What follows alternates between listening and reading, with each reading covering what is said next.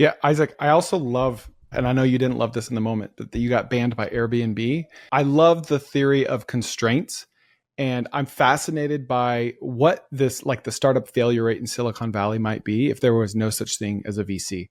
Because you don't have to be creative when you have 5 million cash in your bank account, right? You don't have to. And who knows how many billion-dollar startups we'd have out there today if they had to get creative and just make it work. But when you have all this money, you don't have to think, you don't have to be creative. You just hire and spend, and then you go out of business. Like if Airbnb never bans you, you're just fat and happy on Airbnb at an 80% occupancy rate saying, hey, we underwrote for 75, we're winning here, right? But you're not. Like you would never have learned that. I mean, you may have, but like it forced you to learn it in a 6-day time span for $900, and it changed everything for you. Have you ever dreamed of building something extraordinary, something so unique that it doesn't just attract visitors, it turns into a destination in itself? Think about it. A place where every detail from the architecture to the amenities isn't just thoughtfully designed, but meticulously crafted to create an unforgettable experience. Now imagine doing that with only $20,000. Oh, and breaking your pelvis in the process. And still coming out on top by selling for millions.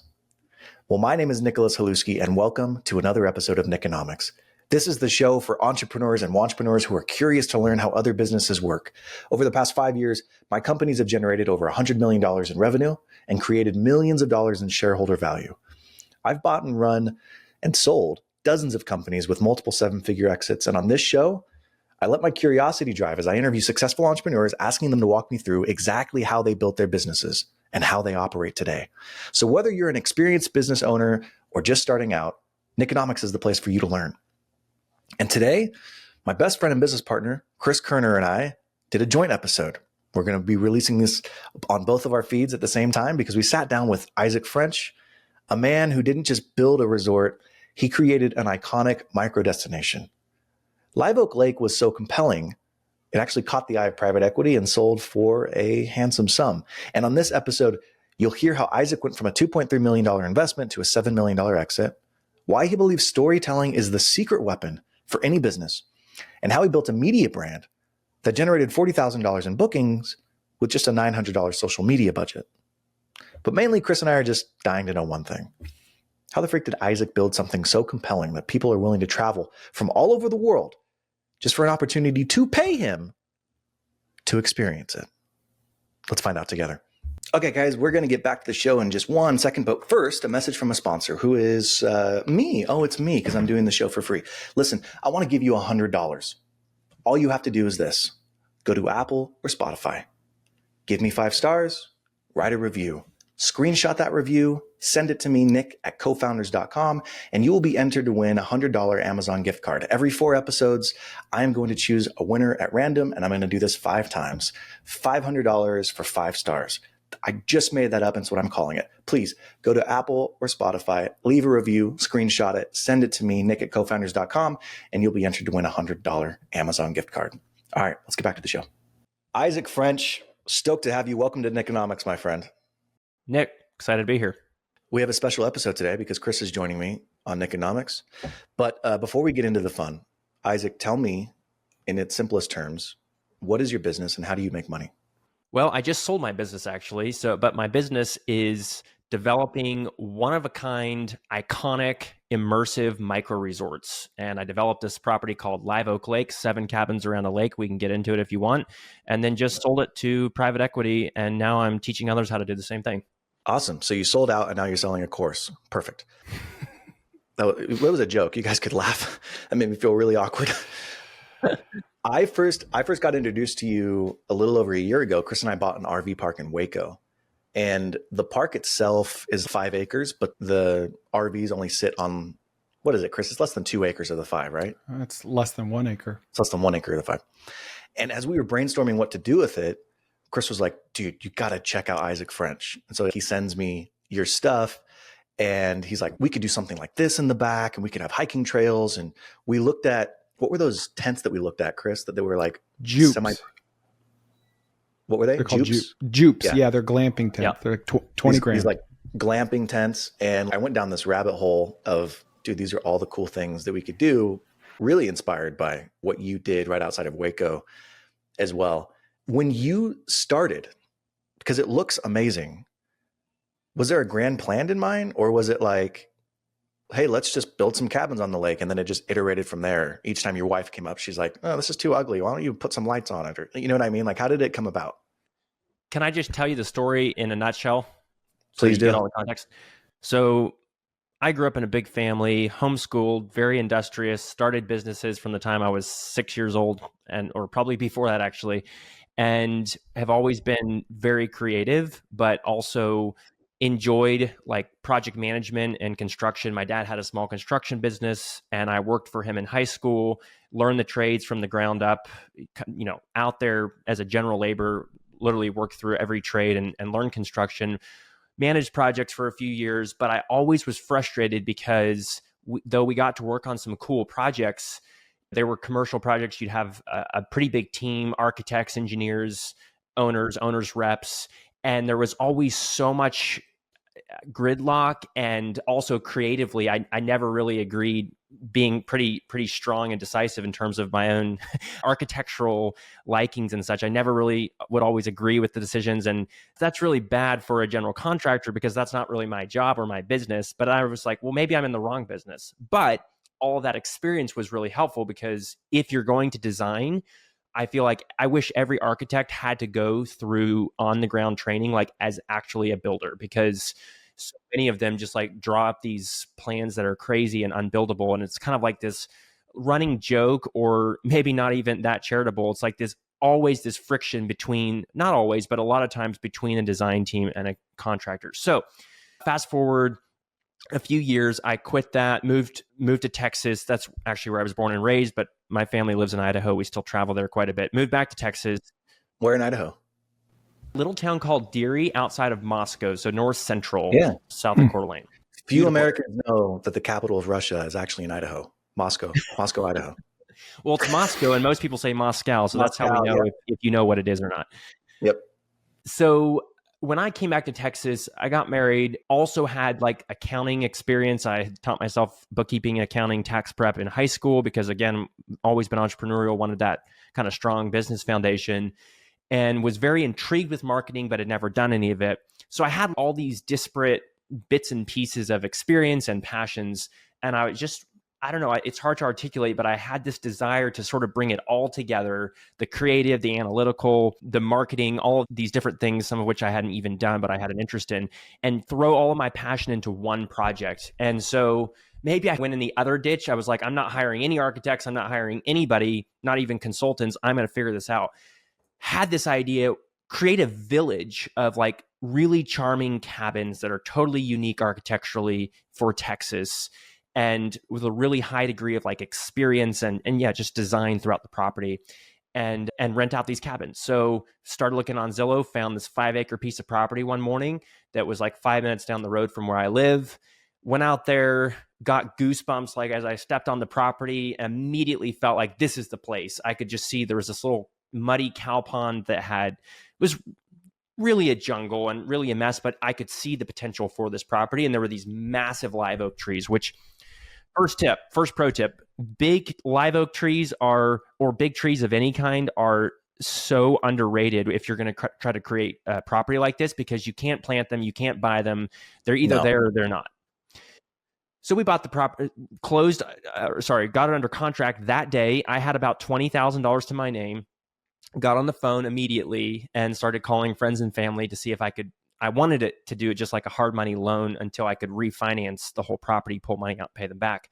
But finally got a yes, but was told, no, we want equity. We don't want to give you a hard money loan. So gave up 45% equity. And who was it? Was it family or friends? It was family. It was like 4 or 5 different family members. Family's always the worst, man. They say don't do business deals with your family, but it actually worked out. And quick note on that, I said I had a big family. I have 7 brothers, and we all worked in the family business. It was actually awesome because there's nothing like a family that, we have our moments, like my brothers and I, we may not always see eye to eye, but at the end of the day, we have each other's backs 1,000%. And so it's a certain kind of like collaborative and just synergistic vibe and environment that like made the construction business awesome. And so having them in this capacity of now of like investors, partners in the project was actually awesome too, because I could call them up like, hey, how are we supposed to do this standing seam roofing detail? Any thoughts on this for weatherproofing or whatever? And I could get instant feedback. So fast forward, not to bore you with all the details, 9.5 months, designed and built this whole resort, 7 cabins, modern Scandinavian, very like stunning design for Texas. Now. Yeah. And there just aren't that many in Texas. I was like, this is a perfect opportunity. And really created like this transportive vibe, all the little details from your first impression of the property when you drive up to the front gate, to the welcome gift, to the trails, to the lights, to the signage, to everything, like adds up. No detail was left unintentional. It all adds up to this really magical experience. That was the dream, at least. Yeah. And I feel like we accomplished it. So we opened 9.5 months later, crazy year. I also built a $750,000 spec home at the same time and sold that in 4.5 months. Rolled the profit, which was about $200,000 into this project. We needed every penny of it because we went way over budget. It was 2021, post-COVID, supply chain craziness, but we got the project done. Also broke my pelvis during the process. Throw that in there. Huh? I fell out from a ladder fell out from underneath me, and I fell like 8 feet on a concrete and broke my pelvis, which is a big, big deal. Yeah, it's a big deal. I was in the hospital my with multiple surgeries. I still have a like 50 pieces of stainless steel in me when I go through TSA. I've gotten used to explanations. Wow. So, opened in January 2022 and launched on Airbnb. 2 weeks later, I wake up one morning, check on our account. We've gotten amazing bookings. We've gotten amazing reviews. The entire thing is suspended, grayed out. It's like, I'll never forget that view. It's like grayed out with a little red triangle. And I couldn't figure, I was like, of course, like speechless at first. I called Airbnb, totally unhelpful. I have mixed feelings about Airbnb, but anyway, this isn't to bash Airbnb. They've done a lot of good, but their customer service is really bad. Sucks.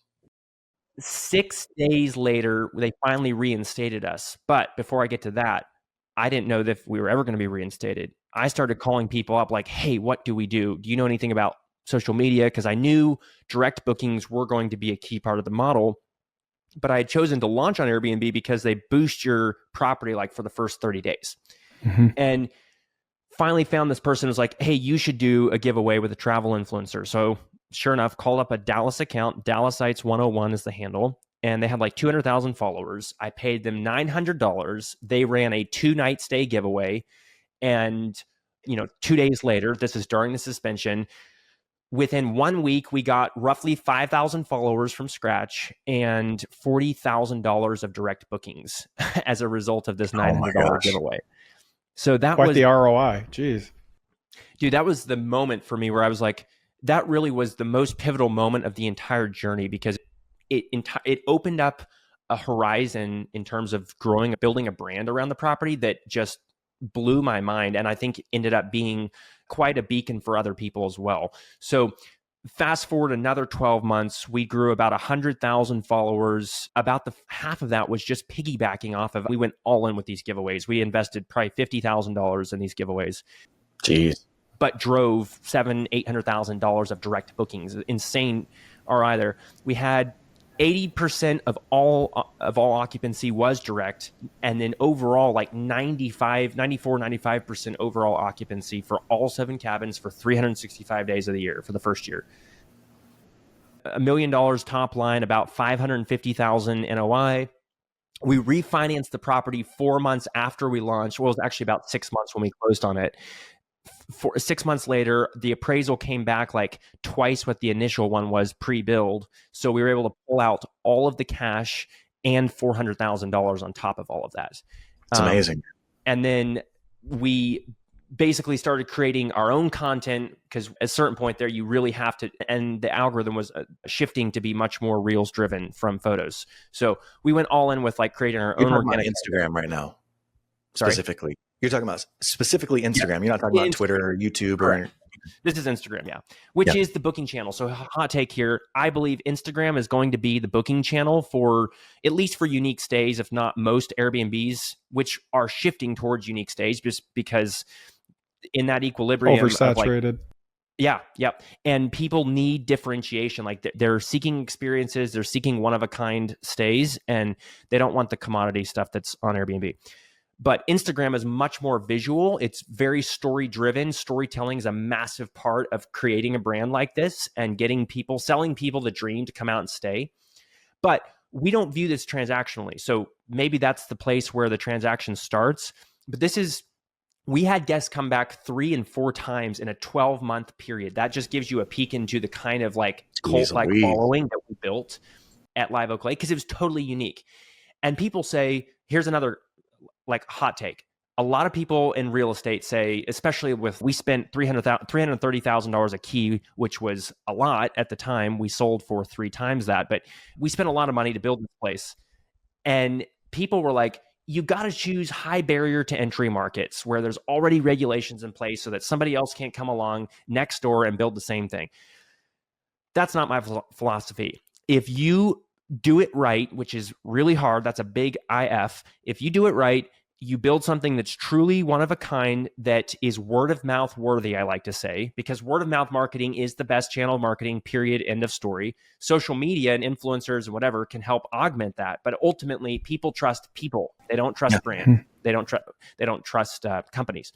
And if you build like this incredibly compelling property and experience that's more than just a place to stay, it's an experience, you're going to, no matter who else builds what next door to you, you're going to already have that first mover advantage. You're going to be like the Kleenex of the industry, so to speak. Sure. And so I'm looking for markets that I don't care about saturation. I don't care about local attractions. I'm going to create a destination with the property, and I want to build it as quickly as possible, which means it's not going to be a high barrier to entry market. So outside of Waco, Texas, unincorporated part of the county, don't need any permitting, perfect spot. Now, obviously, proximity to demographics and like population is also very important. And we happen to be smack dab in the Texas Triangle with 22 million plus people. So there's a lot going for it. But anyway, just back to finish the story.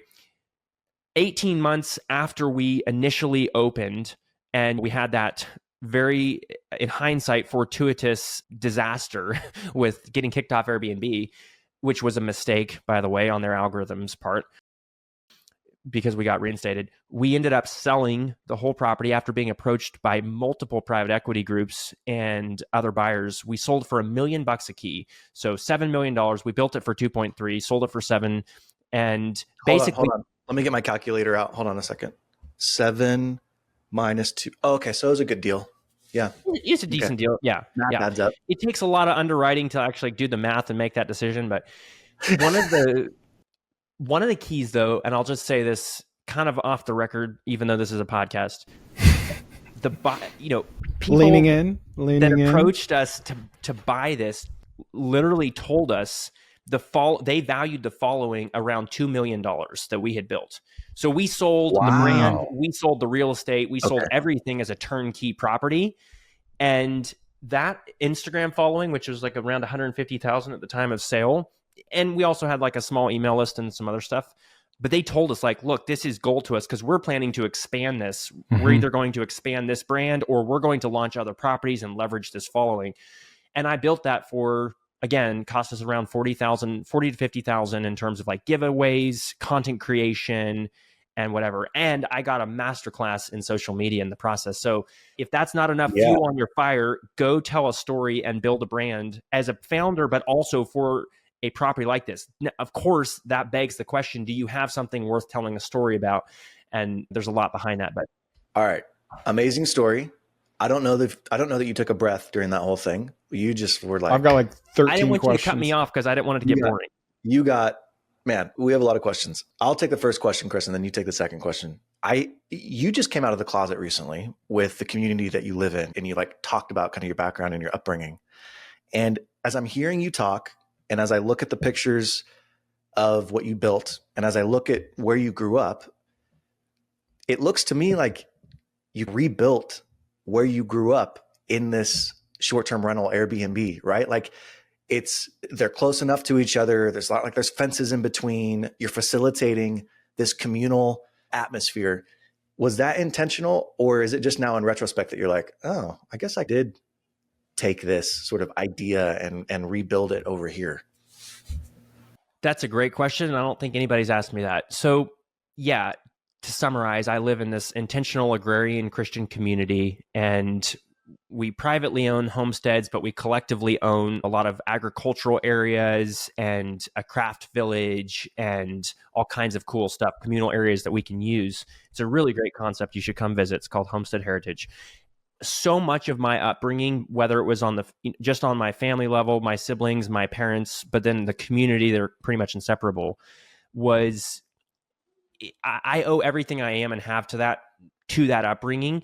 And it's so hard to try to pin down influences and different formative aspects of my childhood. But yes, to answer the question, absolutely. I think it's a really insightful question, because when I think about it, I believe people are absolutely hardwired to connect with people. Obviously, everybody knows that. Totally. We all need a sense of belonging. We need a community.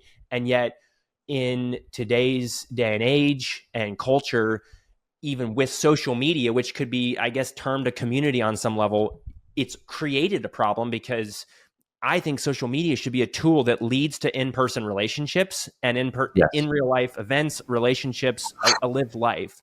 And so many people try to substitute that. And I think like virtual reality and gaming and so many different, AR is really the antithesis of what I believe. It's like you can mimic and create this alternative. So to have a property that sort of brings together a sense of place, enhancing and really magnifying and showcasing the beauty of an area, even say Central Texas, which probably objectively isn't the most beautiful place, but I think is very beautiful if you can craft, the structures and such. Right. I think more than anything though, Isaac, is like it's fostering community. And you talked about, oh, hey, you want to go to a market that has regulation and that won't allow other people to come and build there. And yes, that is a form of building a moat around your business, but that's like an external moat where only a few of us can get into that market if we know the right people or if we time it right. But then there's this other thing that we can do to build a moat, which is be very intentional, have an exceptionally high product, and just be better than everybody else in the market. And I think that's really where you played here, is you've created this experience that fosters and facilitates community. That's exactly right. We have a commons area we designed, and it only cost us around $35,000. It's a pergola, stone patio, fireplace, a dock down, public access to the small lake, which we didn't build it. There was already a body of water, but we greatly enhanced what was there and made it beautiful. And just creating that little environment. Then we have a container pool next to that, swings, because we cater not just to a lot of couples getaways, but also to a lot of small families that come and stay. And one of the most rewarding parts of the whole thing, and I know that this could sound like what everybody says, but I really mean this from my heart. At the end of the day, let me say this. If you're going to be in hospitality, you have to be a people person. You have to love people. You have to love to connect with others. Mm-hmm. And to feel that sense of pride and accomplishment, pride in a good way of like, we built something here. And it was definitely, they say it takes a village. It took a village to build that village. It was a big team effort. But to have that done and like to have the scars to prove it, even literally, and then to be able to go over there and interact with some of the guests who are just organically mingling and getting to know each other. I had countless conversations like this where a family from Dallas was there, a couple from Houston came in, somebody from Waco, someone local, and they're genuinely all being united by this shared experience, this beautiful place, getting to know each other. And I get to make new friends, honestly. Having that, and I got to do it less and less just because my schedule got crazier and crazier through the process. But that's something I always want to be grounded in. Again, like those in-person relationships, that is my life. I've shared about it publicly now on a lived basis. But even with the property, it was so cool to see people. And like, we were very intentional in the design. There's no TVs in the units. And we do have really high-speed Wi-Fi. There's no TVs in the units. Now, I don't think I can come anymore. That's my babysitter. Most people would say like that will kill the idea. No, I know you're joking. Most people would say like, that's stupid. Like what's wrong with you? But we didn't listen to the orthodoxy when we designed and built these. And sure enough, just little decisions like that throughout that, again, created this overall experience meant so much to people, because sometimes you don't know what you want. Like Steve Jobs said it so eloquently, but he was like creating the iPhone when people didn't know they needed an iPhone, and he was creating the need for it. And so in kind of actually an ironically opposite sense, we were getting rid of the need to constantly be on your phone without you even really knowing it. And I know that's even obvious in one sense, but like, again, just by fostering those connections, regrounding people in nature. And I know, again, it becomes very cliche sounding, but it's a real thing. There's a reason we hit 95% occupancy overall. It's crazy to think about. Yeah. Chris, I'm curious because hearing him talk reminds me a lot of you, actually. Like, Isaac, I can tell you're particular. You like to make sure that everything is perfect. And Chris is very much like that, right? Like, he wants to make sure that the brand and the experience and what he's putting out there is representative and reflective of what he's like. And he gets to be a perfectionist sometimes. But Chris, I'm curious, like, what's percolating on your mind? Like, what, after hearing all of that stuff? Do you really want me to talk? I have a page full of notes and I could just talk for hours. Yeah, dude. So much to say. First of all, it's funny you referenced Steve Jobs because I'm getting like Joni Ive vibes from you, the designer from Apple. He has such an attention to detail. And Nick, I think it's funny that you compared him to me because the more you talk, that like before we ever spoke, it's like, oh, me and this guy have a lot in common. That's why I like him. Now it's like, I like this guy because we don't have a lot in common. Like, I'm terrible at attention to detail. If I built Live Oak Lake, it would have taken 3 years. I would have like forgotten the road leading up to it. There would have been no attention to detail or anything. Like, I probably could have marketed people there, but I'm thinking of an interesting analogy where you're like, everyone says, pay attention to zoning. And we said, screw that. We're going to have the best park and zoning doesn't matter. Like, we're buying and building RV parks. And that's what we do. We pay attention to zoning. And I think of an analogy to that is like Elon Musk always says, like, you don't need to market. Like, if you have an amazing product, you don't need marketing. And Tesla famously doesn't market. And that's what you're saying, right? Like, if I have an amazing product with high attention to detail and good distribution, direct bookings, not relying on Airbnb, then I don't care who builds next to me because I'm going to be better than them. And I'm saying personally, if I built Live Oak Lake, I would care who came next to me because they would probably be better than me. Right? Oh, he would care. So yeah, you could underscore that. Okay, guys, we're going to get back to the show in just 1 second. But first, a message from a sponsor who is me. Oh, it's me because I'm doing the show for free. Listen, I want to give you $100. All you have to do is this. Go to Apple or Spotify. Give me 5 stars. Write a review. Screenshot that review. Send it to me, nick@cofounders.com, and you will be entered to win a $100 Amazon gift card. Every 4 episodes, I am going to choose a winner at random, and I'm going to do this 5 times. $500 for 5 stars. I just made that up, and it's what I'm calling it. Please go to Apple or Spotify, leave a review, screenshot it, send it to me, nick@cofounders.com, and you'll be entered to win a $100 Amazon gift card. All right, let's get back to the show. I'm super impressed by your attention to detail, and I see it on your website.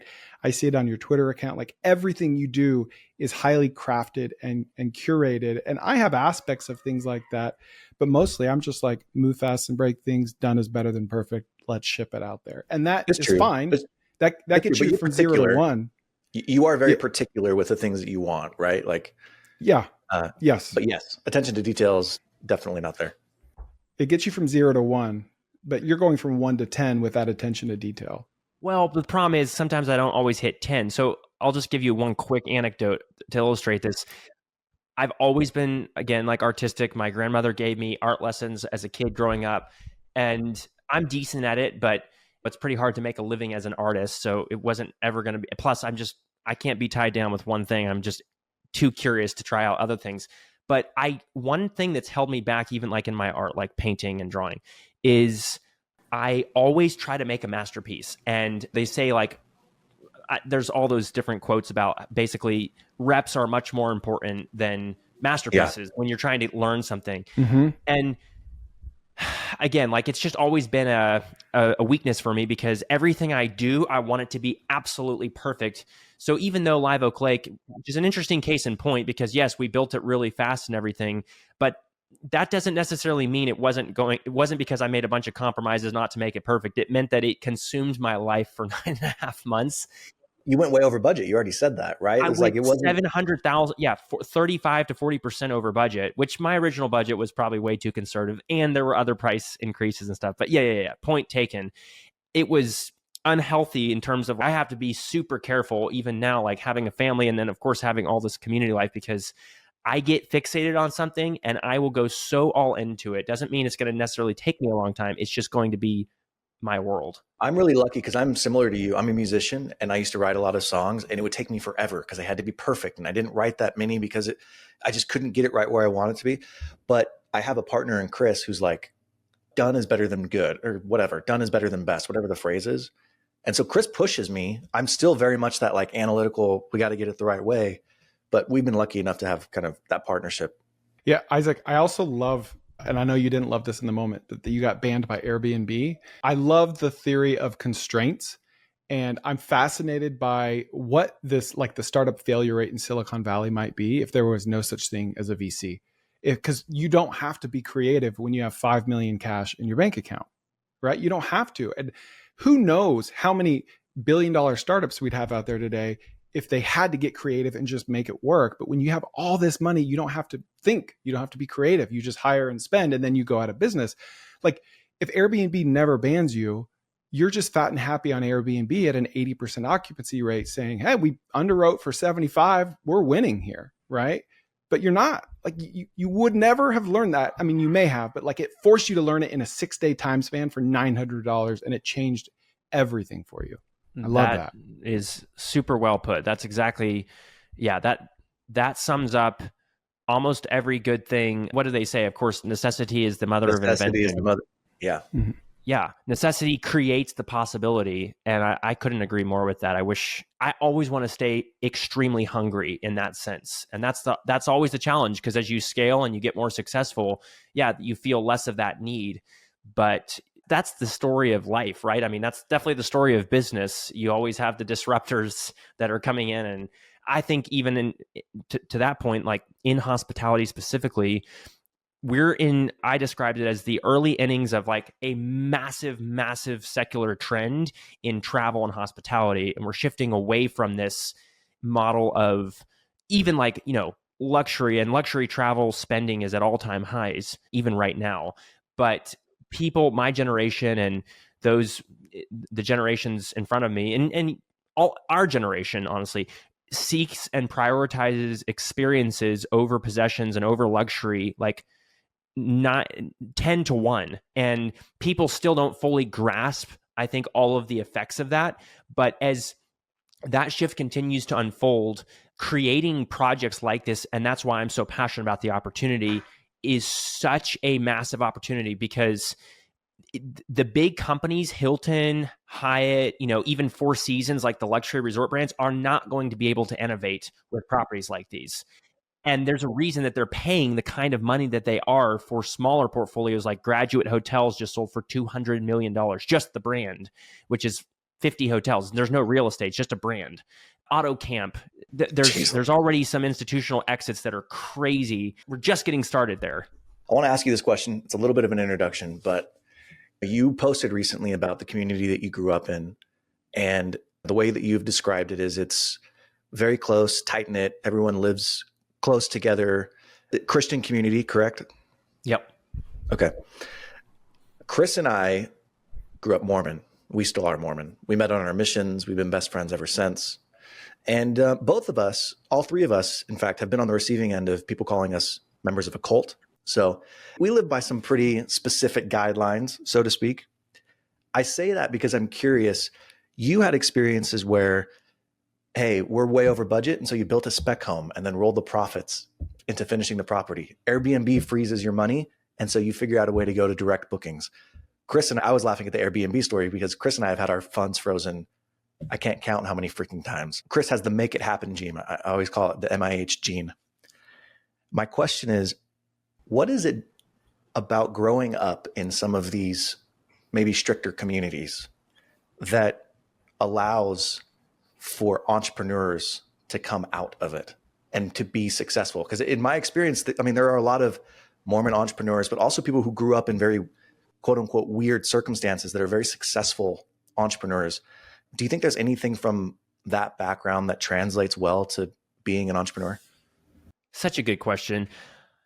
I would say, yeah, maybe a few things I'll touch on very briefly. One, we didn't have TV, just like we didn't have TVs in the cabins. We didn't have TVs in our homes. In our home, we didn't play video games. We didn't have any screens, cell phones. We had computers, and like we learned video editing and whatever, published our own newsletter and all kinds of stuff as kids, which was cool. But even that was really... You weren't the Amish. No, we're not the Amish. Right. Like, we use technology, are kind of like, if you want to say, put it into like a slogan, we don't want technology to control us. We want to control technology. So we're just really intentional about drawing lines. And especially with like entertainment and media, I just think it's so addictive and so destructive potentially, especially to kids, that you have to be super careful. So if you subtract a lot of that out, what does that mean? It means that you all of a sudden have all this time, and I would argue creativity, and then just being in the environment of a communal setting like this, where music is a huge part of the culture, crafts are a huge part of the culture. So we actually have a school where we teach traditional skills like woodworking with hand tools, pottery, blacksmithing, weaving, growing your own food, having animals, and having that embedded in the culture as a family, as a community. From before my earliest memories, I was saving up money to buy my first flock of ducks when I was like 5 years old. And then I learned like all this amazing personal responsibility by having those. And so we like cut out all these unnecessary distractions, and it allowed for this incredibly like innovative, creative, curious, experimental attitude in terms of like starting businesses and learning skills and whatnot. And so I would also add to that, just briefly, my parents, and like now that I'm a parent, we have our first son, he's like 18 months. And I thank you. My appreciation grows for what they did exponentially, how this feels, I'm sure, as I'm raising my kids. But they had the wisdom to know, like, they never prioritized our success in terms of gifts that we had, financial success, any of that, over the character development that was like absolutely the top priority for them. And so at times that forced them, they had to make difficult decisions. And I'm very thankful for them. Like, for instance, I can't tell you how many times I would get some, much like I am today, some idea that I became fixated on, some business I was going to start, or maybe it was learning an instrument or whatever. And they, of course, they encouraged that. They thought it was great. But I would have some real major character flaw. And whether it was, I'll just be vulnerable, it was maybe dishonesty or laziness or whatever it was, I was being irresponsible in some way. And they saw that was, this other thing was taking precedence. And so like they would just say, no, you're not doing that anymore.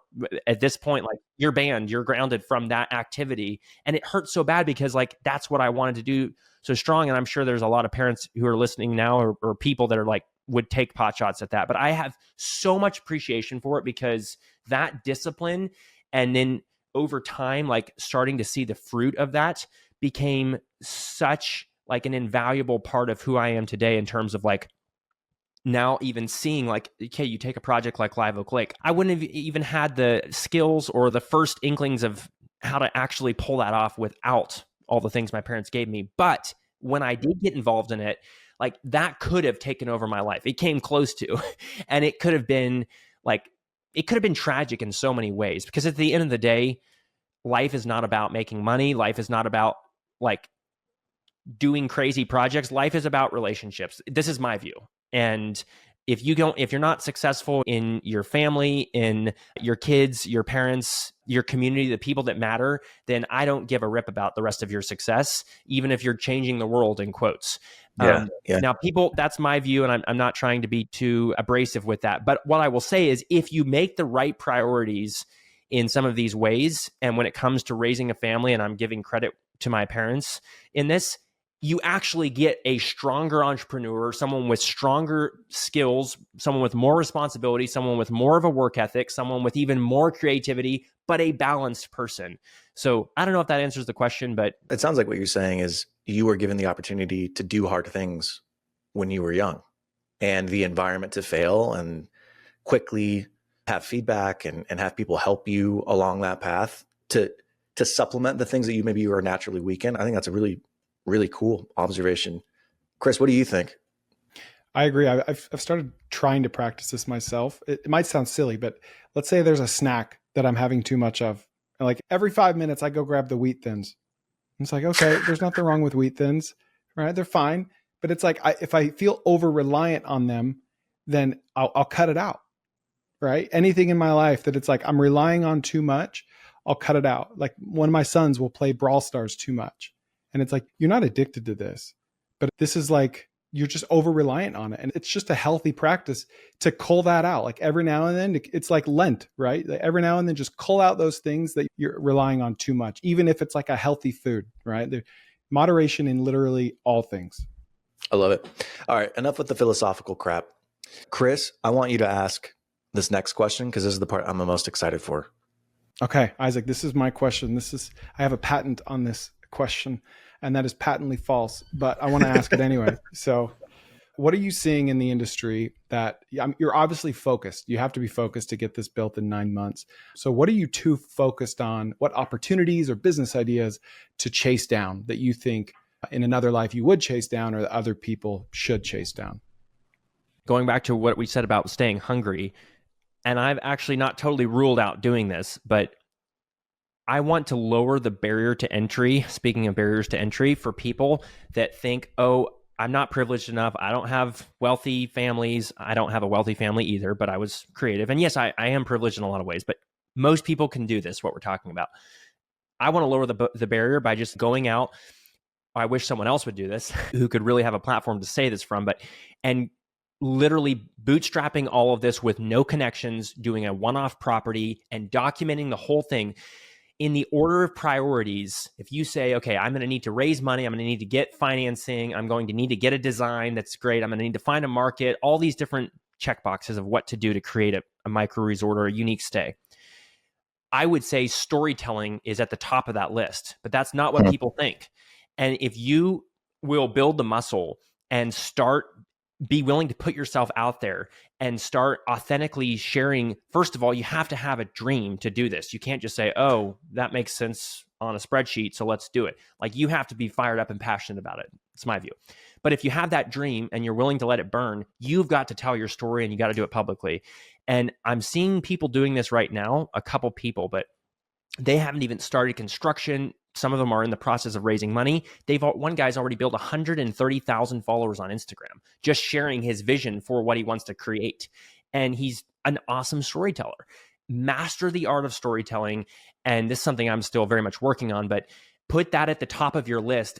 That's going to lead to connections. That's going to lead to the money. That's going to lead to all the answers that you think are standing in the way of you achieving that goal. So that's somewhat philosophical. Let me drill down into one specific answer. I've told this to a number of friends over the last 2.5 years since the whole Airbnb debacle.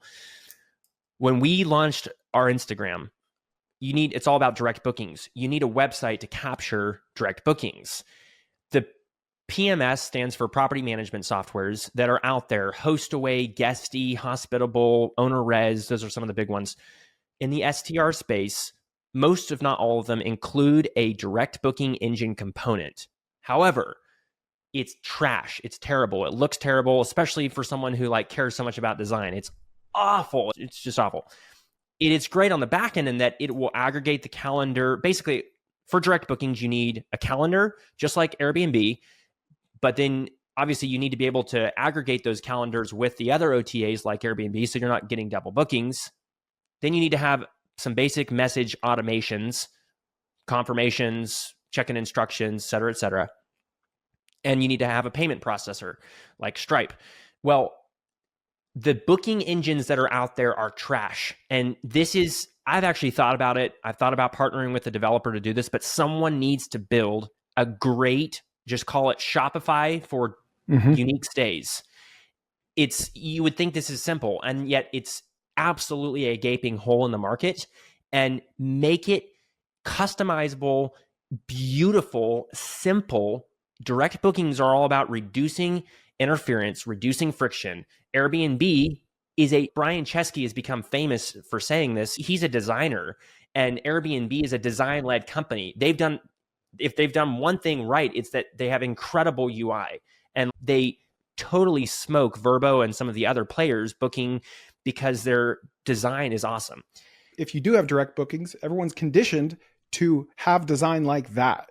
And there is none, you're saying. There is none. And make a direct bookings website and plugin that is as aesthetic as the kind of properties that I'm passionate about creating. That's really what I'm trying to say here. But as a SaaS opportunity, this is absolutely gold, because I, from my vantage point, get to see how many people are experiencing this exact same pain point. I have a community. We have about 55 active in the trenches builders and entrepreneurs building these stays right now and there. This is one of the biggest questions that comes up repeatedly. What do we do about direct bookings? Because it looks like trash. Right now, the workaround, if you don't want to just put up with the terrible looking templates that they provide you, is hire a developer. If you go to Bolt, I don't know if you guys have heard of Bolt Farm Treehouse. It's a really cool property in Tennessee. Chris probably has. I haven't. Go to boltfarmtreehouse.com. They have a really good interface, actually. They obviously hired a developer to custom, basically, build something Looks like around Airbnb. the functionality of the PMS that we're talking about. All we need is like a wrapper. It's really simple. Somebody should build this. You build insane enterprise value. I probably could. Isaac, why wouldn't you go to what are they? Tennessee Treehouse Farms? Bolt Farm Treehouse. Okay. Bolt Farm Treehouse. Great name.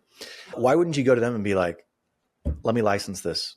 I have the distribution with my social media. I could blow up and white label this software. Because if they've already built it once, it should be, I'm assuming it's integrated with probably one of the biggest PMSs. Yeah, they're integrated with Guesty, I think it is. I could actually the funny thing is the owners of this, Seth Bolt is the bassist for a big band called Need to Breathe. It's actually an awesome band. I like their music. And so he actually already has Didn't a lot see of that distribution. coming. But he's not. Do you know them, Chris? No. He's not in the random. you know Need to Breathe. I don't think so, no. Okay, I don't know Need to check Breathe. out their music. They have really good. How old are you, Isaac? 27. Oh, F me. Gosh dang it. That's why we don't know Need to Breathe, Chris. You're like, have you been heard around for a while. Sunday, you young whippersnapper? Heard of Simon and Garfunkel? I love Simon and Houston. Garfunkel. Anyway, that's one example. You could build it other ways too. And so like they've done the hard work for them. Doesn't mean it's a one size fits all what I'm talking about. You could have different templates and different solutions. And I'm sure it's harder than I'm making it sound, but somebody please do this. And if you're serious about it, talk to me, because I do have distribution in this space specifically and the ability to sell it. Or you could just create an agency, Chris. The agency is creating, better booking experience for you. Just copy and paste the code. There's a guy out there already. If you go to boostly.co.uk, this guy, Mark Simpson, and he has like an agency. They do this. Here's the problem. And I like Mark. Mark, if you're listening, don't take this as a diss. They don't get it when it comes to design. And this is fine for like the bottom 80% of properties, but this is not fine for my property. Got that Home Depot orange here. I'll respond for Mark. Oh, bloody hell. Come on. It's a great looking website. I designed it. I don't know where I'm going. I love that. Like him. He's a good guy. I love that you used the Shopify example, because that's exactly what I was thinking. It's like, Amazon came around in 95, Shopify around 07, and it's like Airbnb 15 years old, and we're 15 years in, and there's no Shopify to Airbnb's Amazon yet, right? That's it. No one's arming the rebels, so to speak. That's exactly it. It's a big opportunity. Huge opportunity. You could take a percentage of bookings plus a monthly fee. Like the monetization angles are. Well, yeah, you could build out other elements to this more on the property management side, revenue management, dynamic pricing, smart home automations. Is the problem that the payment doesn't interface with the PMS? Because like there have to be really good payment or booking experiences for other experiential activities, right? Like, I don't know, water skiing or snowboarding or like just other things that you can pay for online. Why wouldn't that translate to just, slap it on to your website and let them pay for their bookings using that? You're saying like calendar integrations where you're scheduling something. Yeah, there probably are. If there are, I don't know of them. Another cool company. This is a startup in Austin. It's way.co, way.co. They're focusing just on experiences, which again is like a key part of this whole experiential hospitality model. So they'll work with property like Live Oak, and then work with local vendors that are like a expert guide to the city or a kayak guide or whatever it is, and then plug this together. They get it when it comes to UI and design. You can clearly see from their website, but nobody's doing this for the actual reservations. I love it. Can I give you a very niche idea, but I think would be amazing? Yeah. I think you could build the social media retreat compound where you specifically design it for people who are interested in a weekend with Sahil Bloom or a week with Nick Huber, or, or some other YouTuber who's going to, a week with them would be a long time, or a YouTuber or a TikTok influencer, Instagram, whatever it is. And it's giving access to people to come and have an experience with them. They could have an educational component to it as well, but it's specifically designed to take advantage of social media. And like, what do they want? We want somewhere to take really cool pictures so that everyone can see what we did. And the food's really great. And so we're going to, even the presentation with the food is Instagram worthy, or, a live band. I don't know. I'm just trying to like think through it. But I think if you designed that in a place where they could get to reasonably easily, you're already in sort of that social media space. You could probably tap into a lot of people coming and using that retreat for their social media purposes. Chris, do you hate it or love it? No, I love it. Yeah, I mean, there's a zillion ideas. I like the idea of just leveraging Instagram more for properties like yours, being a middleman between Instagram influencers and properties like yours to help facilitate. Oh, that's a great idea. The giveaways. So just have like an agency that represents them.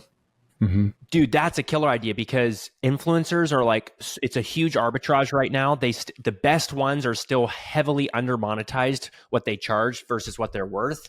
And that's changed a lot, but it's still like a huge opportunity, but it's so fragmented. It's almost impossible. That's another question I get all the time. Like, who do we use? How do we know? And like, to be able to vet them and help coordinate their schedules and such, ideally you would own them, almost like not own, you would own those accounts. Yeah. Like you could incubate your own influencer accounts. Isaac, we don't own people anymore. That's been over for almost 200 years. With the C word. With the C word, the cult word.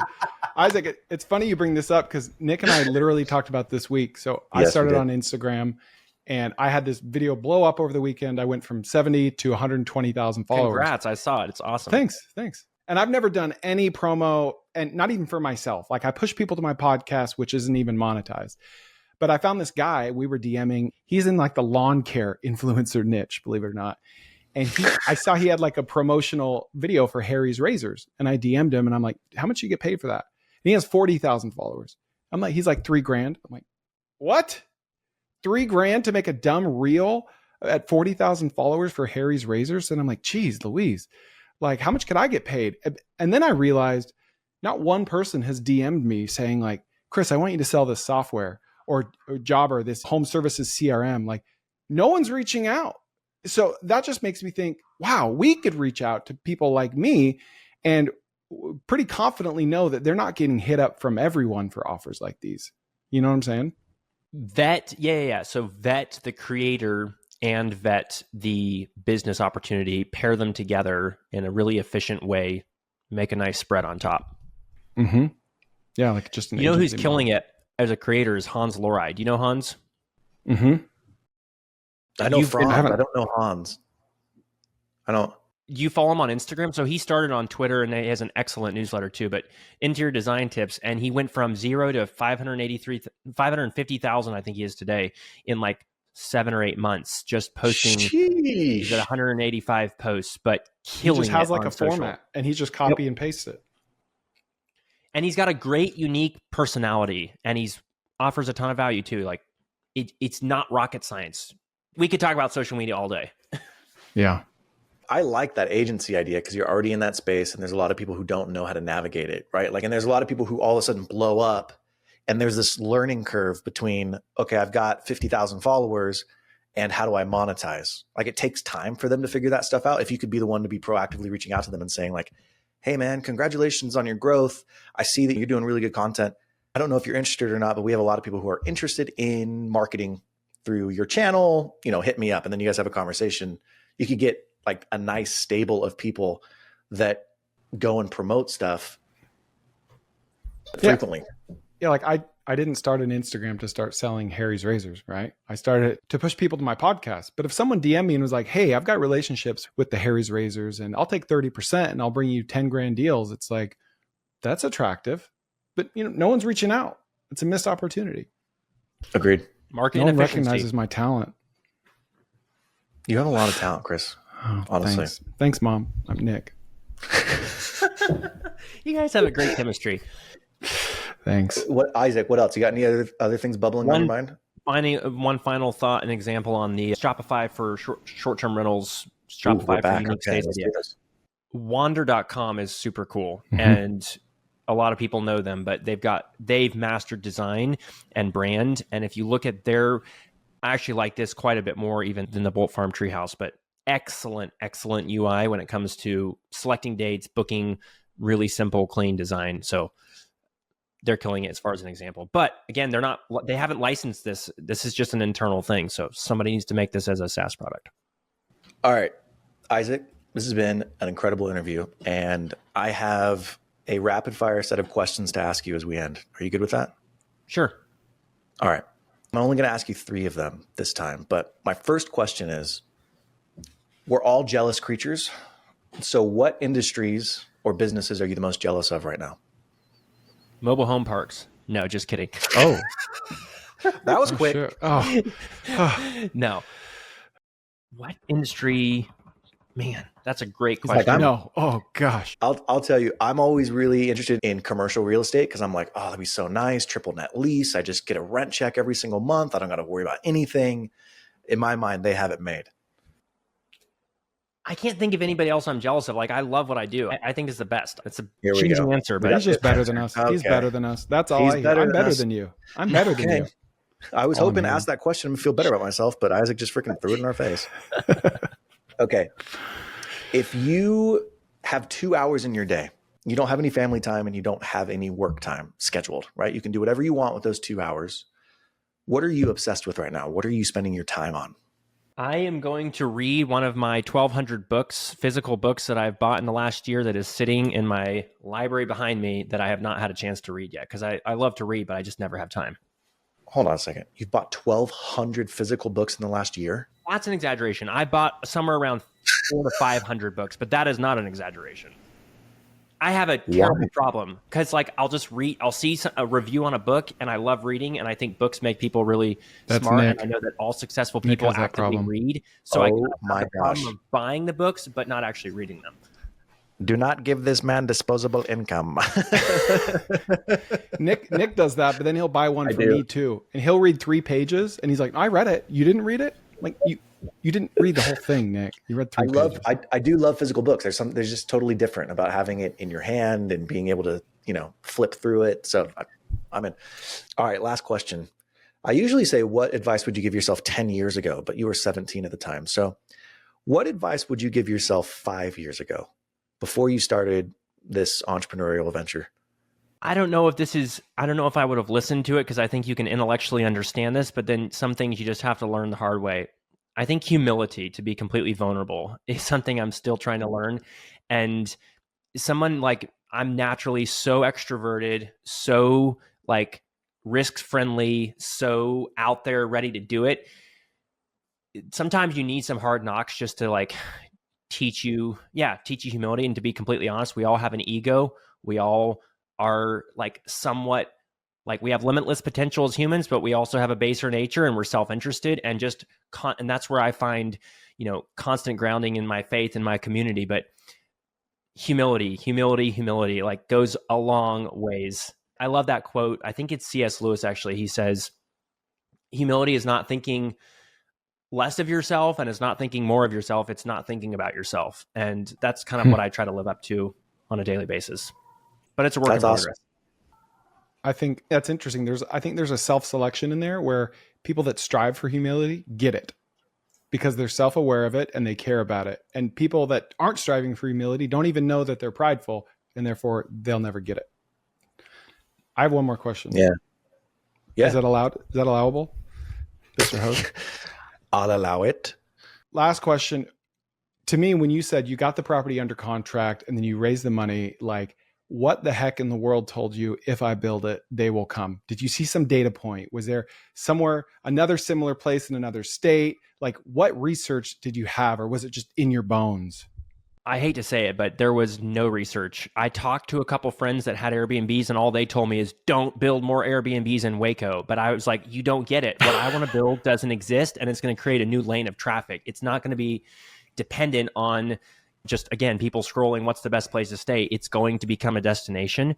And so it was like a dream that was crystallized into a hardcore conviction that this didn't exist and that this needed to exist. And this was the place to do it. And especially on that piece of land. It was literally, I think I got goosebumps, like, this is the place.